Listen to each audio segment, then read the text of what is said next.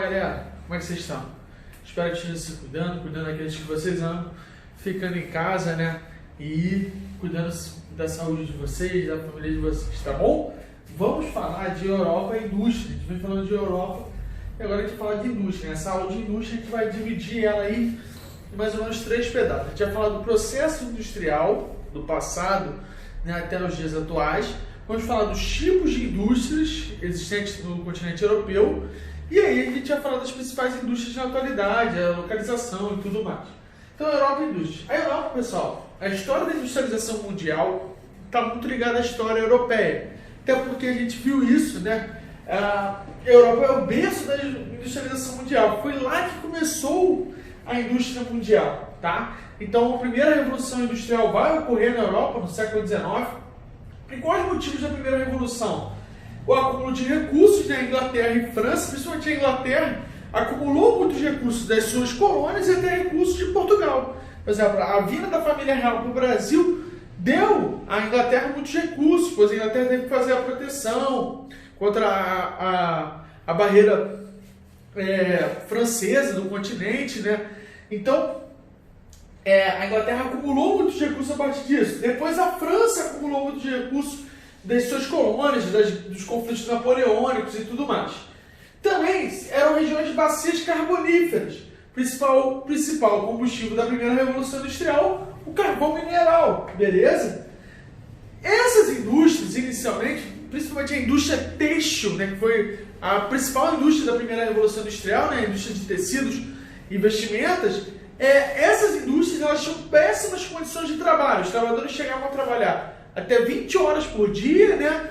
Muito utilizado o trabalho infantil. Essas indústrias na Inglaterra eram localizadas principalmente na área central de Londres e de outras cidades, casos de Manchester, Birmingham, Leeds, entre outras. E essas indústrias, elas tinham condições bem precárias, tá? Bem precárias. Muitos trabalhadores morriam de doenças respiratórias por causa da queima do carvão mineral. Beleza? Vamos lá. No pós-Primeira Guerra Mundial, então eu vou ter a Segunda Revolução Industrial, e aí eu tenho o pós-Primeira Guerra Mundial. Houve a Primeira Guerra Mundial, né, a Alemanha sai derrotada, e aí, principalmente na Alemanha, então, surge um sentimento nacionalista, né, de revanchismo, principalmente dos veteranos de guerra, né, movidos ali devido ao Tratado de Versalhes, né, na qual a Alemanha teve que entregar o Sácia-Lorena, que são bacias carboníferas, né, são regiões ricas em carvão mineral, e aí a Alemanha vem aquele sentimento de revanchismo, tá, movido por os ex-combatentes de guerra, liderados por Adolf Hitler, e aí nesse período você tem a ascensão do nazismo e do fascismo, né, o nazismo na Alemanha e o fascismo na Itália, são movimentos ultranacionalistas de extrema direita, né, que baseiam a sua atividade econômica, a indústria dos seus países, para o mercado interno, né? Uma indústria nacional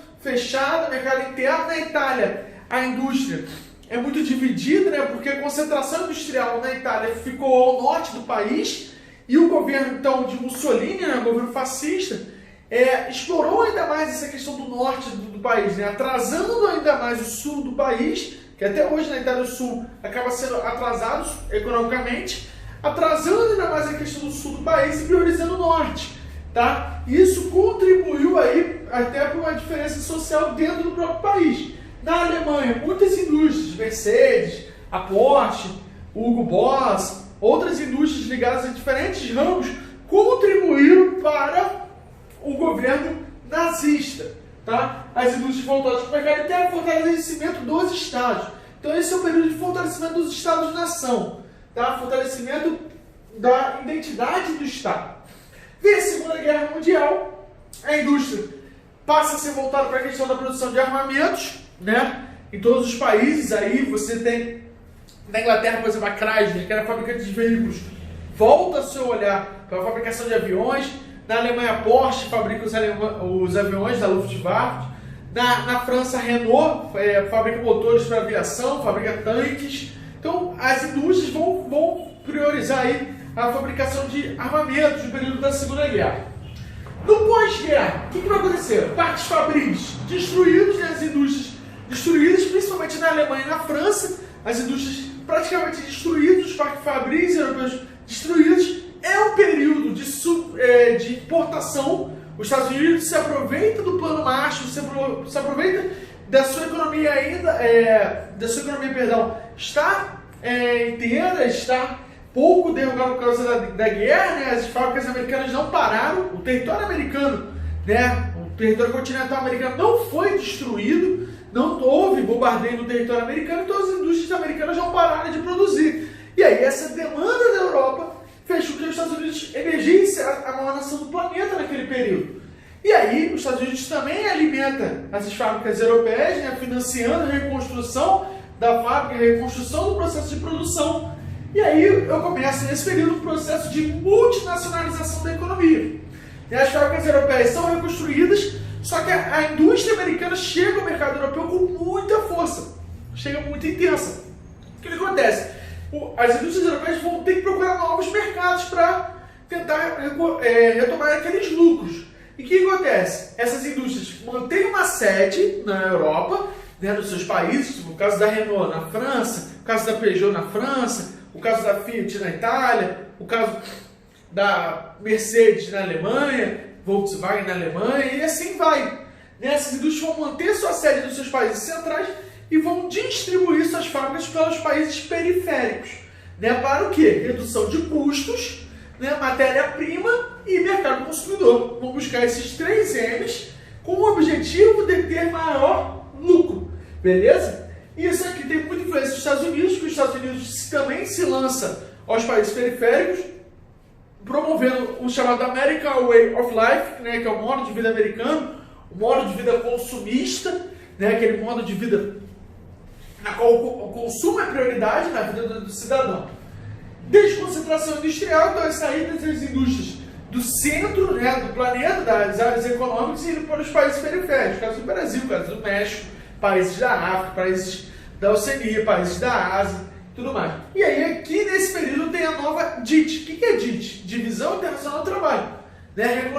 É a regulamentação do processo de produção de um produto. Então, por exemplo, antes eu tinha a produção do produto no país central, esse produto ia para o país mais pobre e o lucro voltava para o país central. Né? Então o país mais pobre mandava matéria-prima para o país central produzia o produto industrializado e vendia ele para o país mais pobre, ficava com lucro.